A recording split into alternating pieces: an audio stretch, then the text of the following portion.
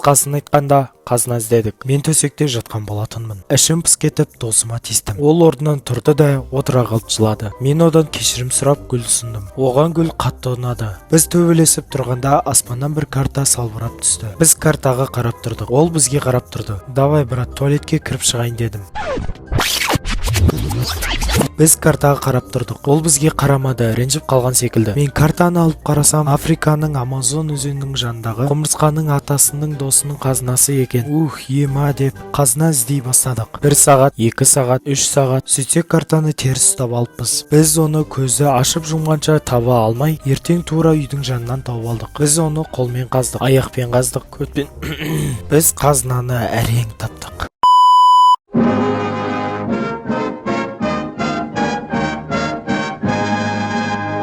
Қысқасын айтқанда, қазына іздедік.